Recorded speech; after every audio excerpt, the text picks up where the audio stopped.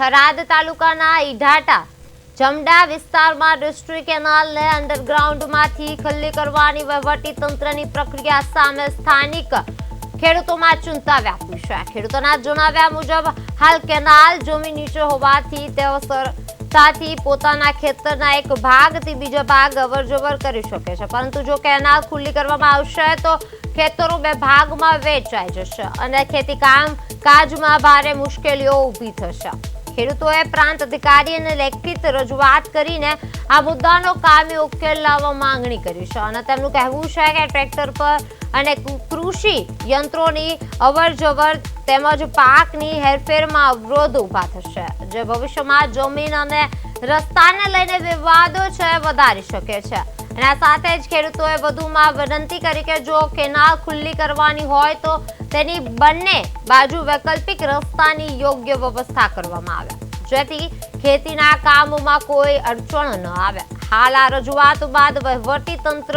એ નિર્ણય લીધો છે, હવે જોવાનું એ રહ્યું।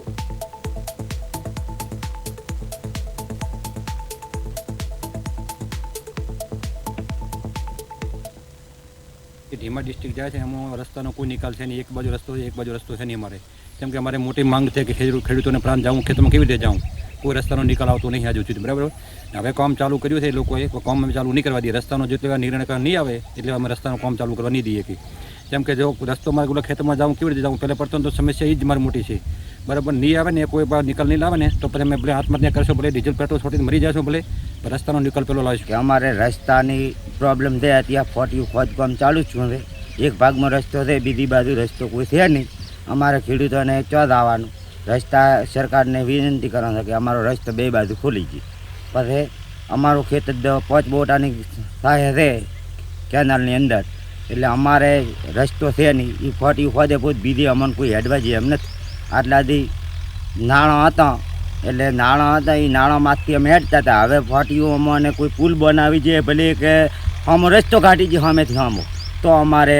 હેડવાની સુવિધા વાળે જે મેન કેનાલમાંથી ઈઢાટા ડિસ્ટ્રીબ્યુટ પસાર થયેલ છે તે છે જમણાથી ધીમા સુધી જાય છે, તેમાં અત્યારે કામગીરી ચાલુ છે। અમુક જગ્યાએ અંડરગ્રાઉન્ડ જે માઇનોર હતી એ અત્યારે ખુલ્લું કરવાની કામગીરી ચાલે છે। અમારી સરકારશ્રીને વિનંતી છે કે અમુક જગ્યાએ અમુક ખેડૂતોને એક ખેતરના બે ભાગ પડેલ છે, તો એ ખેડૂતોને જો અંડરગ્રાઉન્ડ કેનાલ હતી એ ખુલ્લી થશે તો એક ખેતરમાંથી બીજા ખેતરમાં જવા માટે ખૂબ જ મુશ્કેલી પડે એમ છે।